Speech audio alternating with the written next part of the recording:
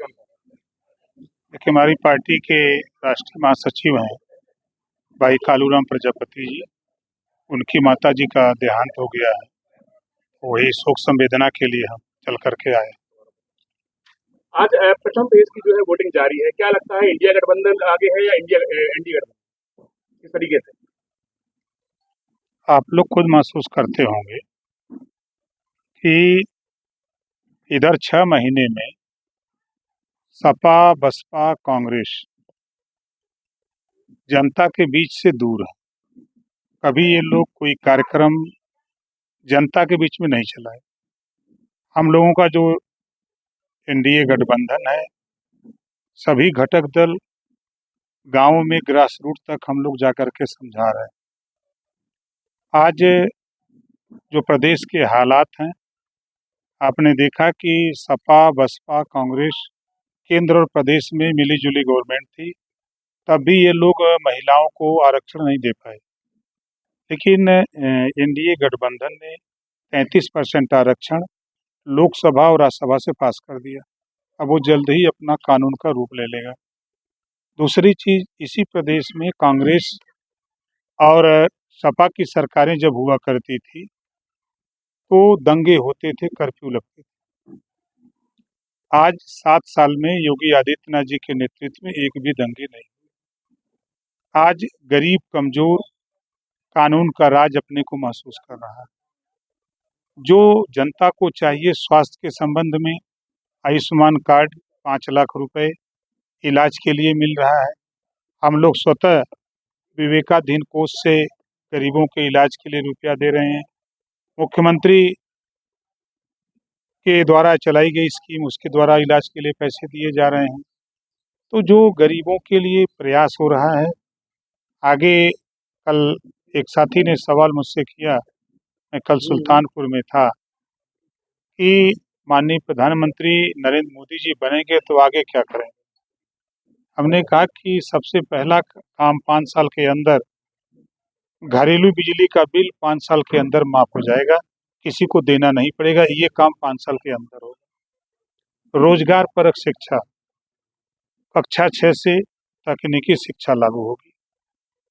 तो उन्होंने कहा कि इससे फायदे, उनके उस गरीब से पूछिए जो बिजली का बिल नहीं दे पाता, उसके तार काटे जा रहे हैं। और शिक्षा जो बीए करने के बाद जब बच्चा कोई रोजगार नौकरी नहीं पा रहा है, तो बीए की परिभाषा बताता है, बीए माने बेकार आदमी। तो कम से कम उसके हाथ में हुनर होगा।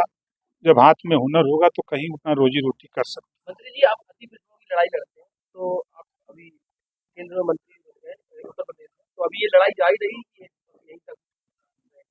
राजभर को अभी नहीं समझे।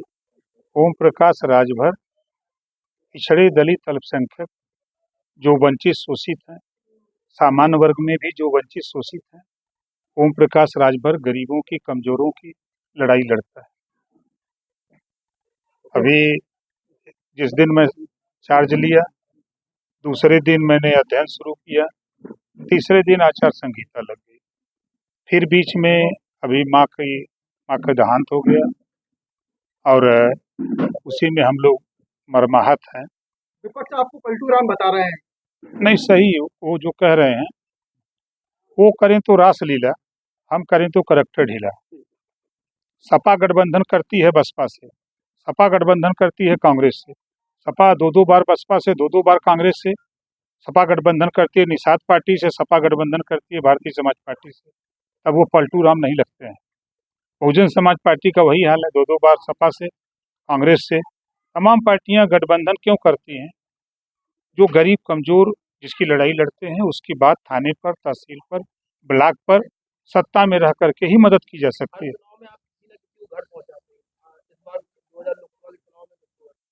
अब तो जनता चुनाव लड़ रही है।